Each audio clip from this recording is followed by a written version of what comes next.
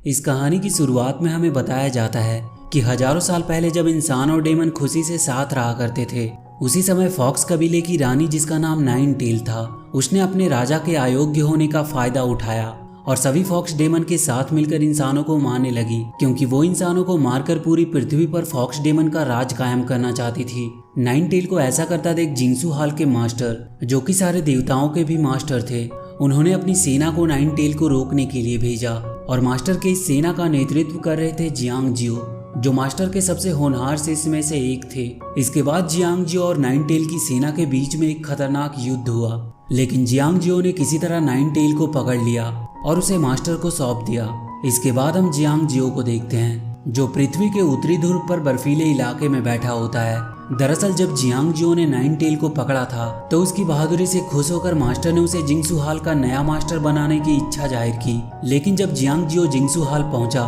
तो मास्टर ने उसे पहले नाइन टेल को खत्म करने को कहा, क्योंकि नाइन टेल की वजह से लाखों लोगों की जान गई थी, इसीलिए नाइन टेल को बख्शा नहीं जा सकता था। मास्टर की बातें सुनकर जियांग नाइन टेल को मारने के लिए उसकी तरफ बढ़ा, लेकिन इससे पहले कि वो अपनी तलवार से उसे मारता, वो देखता है कि नाइन टेल के अंदर एक छोटी सी बच्ची कैद है और वो नाइन टेल जियांग से कहती है कि अगर तुमने उसे मारा तो ये मासूम लड़की भी मारी जाएगी। ये देखकर जियांग रुक जाता है और मास्टर को बताता है कि उसके अंदर एक मासूम बच्ची कैद है, इसीलिए वो उसे मार नहीं सकता। लेकिन मास्टर जियांग को समझाता है कि ये सिर्फ तुम्हारा भ्रम है। नाइन टेल अपनी मायावी शक्ति से तुम्हें भ्रमित करना चाहती है, तुम अपनी तलवार से उसे खत्म कर दो। लेकिन जियांग को पूरा विश्वास होता है कि ये उसका कोई भ्रम नहीं, बल्कि नाइन टेल के अंदर सच में एक लड़की कैद है, इसीलिए वो नाइन टेल को नहीं मारता है। और जब मास्टर ये देखता है कि जियांग उसे नहीं मारने वाला है तो वो अपनी मायावी अस्त्र से नाइन टेल पर हमला कर देता है। लेकिन इससे पहले कि उनका अस्त्र नाइन टेल को लगता, जियांग नाइन टेल की आत्मा को आजाद कर देता है और नाइन टेल आजाद होकर वहां से भाग जाती है।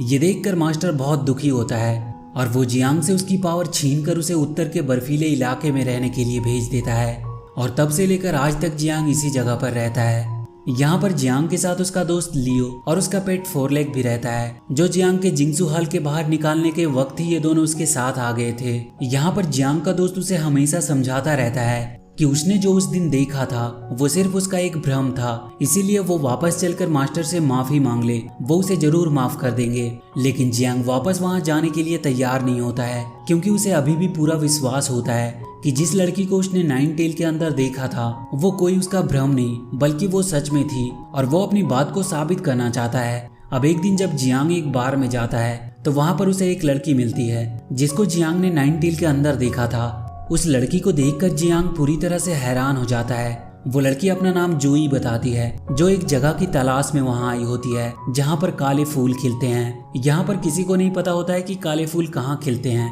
लेकिन तभी बार का मालिक बोलता है कि उसे पता है। वो जोई को बताता है कि काले फूल तो माउंट यूटो की पहाड़ियों पर खिलते हैं, लेकिन महान युद्ध के बाद माउंट यूटो पूरी तरह से बदल चुका है और ऐसा कहा जाता है कि वहाँ पर सैनिकों की आत्माएं भटकती है। वैसे उसके पास उस जगह का नक्शा है, लेकिन वो वहाँ क्यों जाना चाहती है, इस पर जोई उसे कोई जवाब नहीं देती है और बारकीपर को पैसे दिए बिना ही नक्शा छीनकर वहाँ से भागने की कोशिश करने लगती है। और बार के मेंबर जोई को रोकने की कोशिश करते हैं और इसी दौरान जोई का मास्क भी कटकर नीचे गिर जाता है, जिससे सबको पता चल जाता है कि जोई एक फॉक्स डेमन है। और अब सभी लोग मिलकर जोई को मारना चाहते हैं, क्योंकि फॉक्स डेमन की वजह से ही लाखों बेगुनाह मारे गए थे। अब जोई किसी तरह सभी को चकमा देकर वहां से निकल जाती है, लेकिन जियांग अभी भी जोई का पीछा कर रहा होता है। अब जोई उत्तरी इलाके के बॉर्डर के उस पार चली जाती है, लेकिन जियांग इस पार ही रुक जाता है, क्योंकि मास्टर ने उसे उत्तरी इलाके में रहने की सजा सुनाई होती है। अब यहाँ पर जियांग का दोस्त लियो भी आ जाता है, जो जियांग को बॉर्डर के इस पार रुका हुआ देखकर बहुत खुश होता है, क्योंकि अगर जियांग बॉर्डर को क्रॉस करता तो उसे बहुत परेशानी हो सकती थी। लेकिन अगले ही पल जियांग बॉर्डर क्रॉस करके उस पार चला जाता है, क्योंकि वो किसी भी तरह जोई की वास्तविकता जानना चाहता है। ये देखकर लियो डर जाता है और वो भी बॉर्डर क्रॉस करके जियांग को जाने से रोकने की कोशिश करता है। लेकिन जैसे ही वो बॉर्डर को क्रॉस करता है, बारकीपर के दो आदमियों का एक तीर आकर उसे लगती है, जिसकी वजह से वो बेहोश होकर वहां गिर जाता है। वहीं दूसरी तरफ जियांग जोई का पीछा करते हुए उस तक पहुंच जाता है, लेकिन जोई जियांग पर हमला करके उससे नक्शा छीनने की कोशिश करती है, लेकिन वो जियांग के सामने टिक नहीं पाती है। और जियांग जोई से पूछता है कि तुम कौन हो और तुम्हारे पैरों में ये नाइन टेल की ब्रेसलेट क्यों है। लेकिन जोई उसका कोई जवाब नहीं देती है और वहाँ से भागने लगती है। तभी वहाँ पर नाइन टेल की इविल शक्तियाँ आ जाती है जो जोई को पकड़कर अपने साथ ले जाने की कोशिश करने लगती है, लेकिन जियांग किसी तरह उन शक्तियों को वहाँ से भगा देता है और वो जोई को बचा लेता है। अब जोई जियांग को बताती है कि जब से उसने होश संभाला है तब से ये ब्रेसलेट उसके पैरों में है और वो कभी कभी अपने सपनों में काले फूल और अपने डैड को देखती है और उसे पूरा विश्वास है कि जहाँ पर काले फूल खिलते हैं यानी कि माउंट यूटो की पहाड़ी पर उसके डैड उसका इंतजार कर रहे हैं। इसीलिए वो किसी भी तरह वहाँ जाना चाहती है ताकि उसे अपनी असलियत का पता चल सके। जोई की बात सुनकर जियांग भी उसके साथ जाने के लिए राजी हो जाता है क्योंकि वो भी जानना चाहता है कि आखिर जोई की वास्तविकता क्या है। अभी लोग माउंट यूटो की पहाड़ियों की तरफ निकल पड़ते हैं। हालांकि रास्ते भर जोई जियांग से नक्शा हासिल करने की कोशिश करती रहती है, लेकिन जियांग का पेट फोर आर्म जोई को हर बार ऐसा करने से रोक देता है। अभी लोग एक ऐसी जगह पर पहुंचते हैं जहां पर बहुत से हड्डियों की माला टंगी होती है। इस पर जियांग जोई को बताता है कि ये मालाएं यहाँ पर इसीलिए टंगी है ताकि यहाँ पर हुए युद्ध में मारे गए सैनिकों की आत्मा को शांति मिल सके। वहाँ से कुछ दूर आगे बढ़ने पर ये लोग एक इंसानी कबीले में पहुंच जाते हैं जो अब पानी की कमी की वजह से पूरी तरह से उजड़ गया होता है। यहाँ पर जियांग को एक बूढ़ा आदमी मिलता है जो खाने की कमी की वजह से बहुत कमजोर हो गया था। ये देखकर जियांग उस बूढ़े की मदद करने की कोशिश करता है,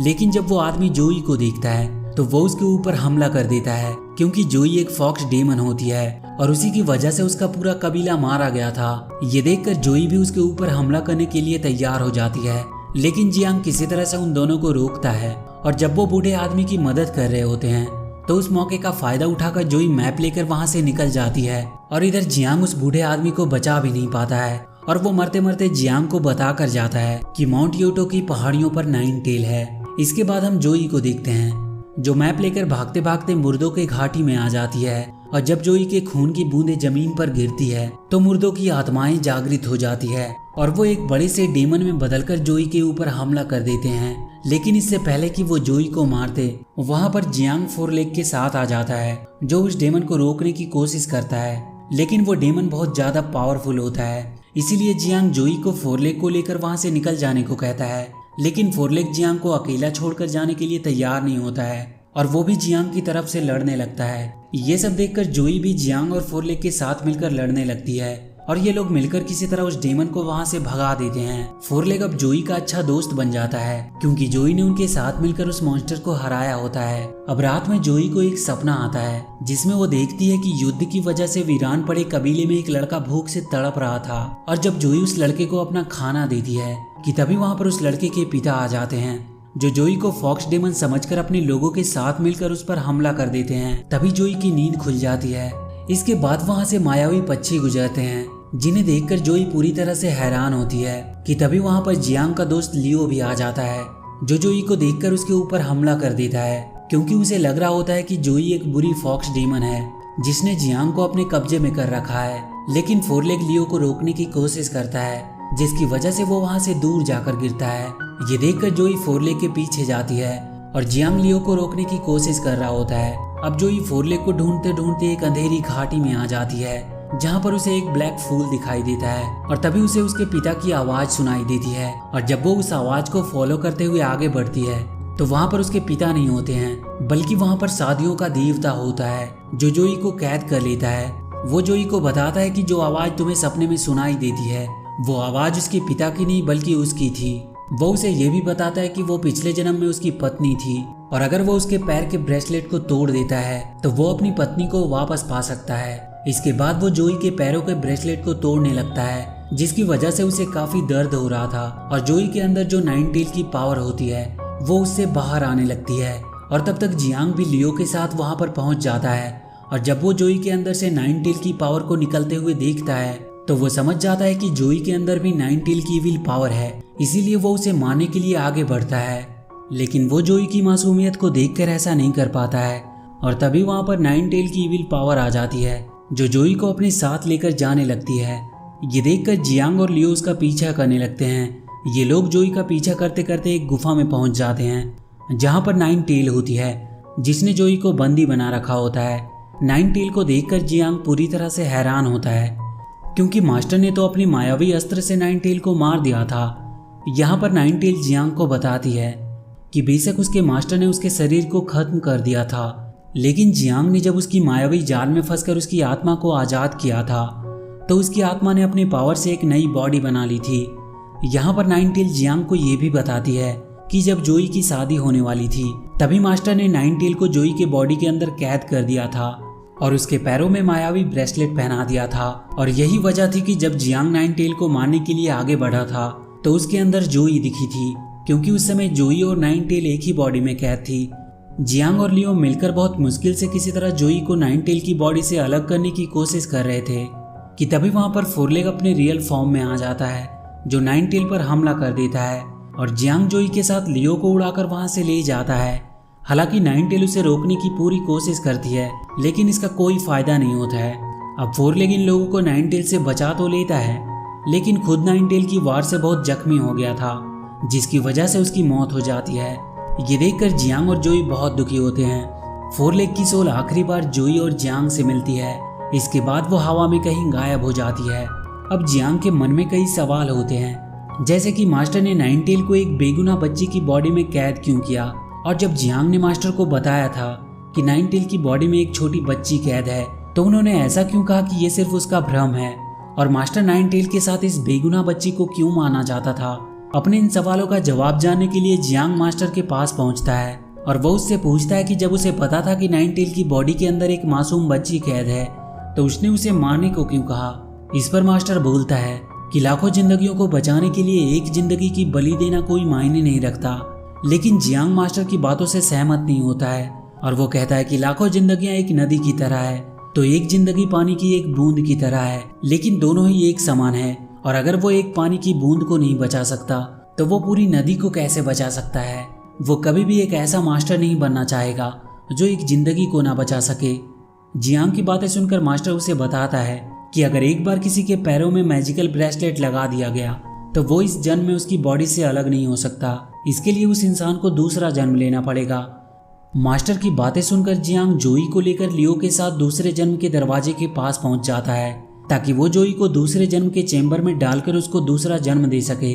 जिससे जोई मैजिकल ब्रेसलेट और नाइनटेल की बॉन्डिंग से आज़ाद हो सके। लेकिन जैसे ही जियांग दूसरे जन्म के दरवाजे को खोलता है ये बात नाइनटेल को पता चल जाती है और वो जियांग को रोकने के लिए तेजी से इनकी तरफ बढ़ने लगती है, क्योंकि अगर जोई ने दूसरा जन्म ले लिया तो नाइनटेल भी मारी जाएगी, क्योंकि उस ब्रेसलेट की वजह से नाइनटेल और जोई की सोल एक दूसरे से जुड़ गई होती है। नाइनटेल को आता देख लियो उसे रोकने के लिए दरवाजे के पास ही रुक जाता है और जियांग जोई को लेकर दूसरे जन्म के चेंबर के पास पहुंच जाता है। अब नाइनटेल भी लियो के पास पहुंच जाती है और वो लियो पर हमला कर देती है। हालांकि लियो उसे रोकने की पूरी कोशिश करता है लेकिन उसके पावर के आगे वो टिक नहीं पाता है और वो लियो को मारकर जियांग की तरफ बढ़ने लगती है।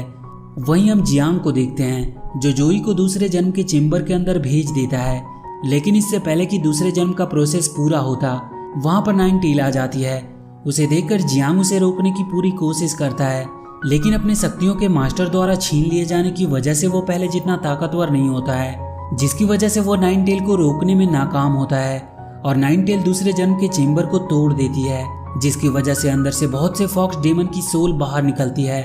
जिन्हें देखकर जियांग हैरान हो जाता है क्योंकि इन सोल को अब तक तो दूसरा जन्म मिल जाना चाहिए था। यहाँ पर नाइनटेल रिवील करती है कि उसने मास्टर के कहने पर ही फॉक्स डेमन के साथ मिलकर युद्ध की शुरुआत की थी, क्योंकि मास्टर ने उससे वादा किया था कि वो उसे जिंगसू हाल का नया गॉड बना देगा। लेकिन ऐसा कुछ नहीं हुआ, बल्कि उल्टा उसने उसे मैजिकल ब्रेसलेट की मदद से जोई के बॉडी के अंदर कैद कर दिया और इसके बाद उसने अपनी गलती छिपाने के लिए उससे उसे मारने को कहा और बदले में उसे भी जियांग हॉल का नया गॉड बनाने का वादा किया। अब जियांग को पूरी बात समझ में आ गई थी कि इन सब के पीछे शुरू से ही मास्टर का हाथ था। वहीं नाइनटेल बाकी के फॉक्स डेमन के साथ मिलकर मास्टर को मारने के लिए निकल पड़ती है और जब मास्टर उसे अपनी तरफ बढ़ता हुआ देखता है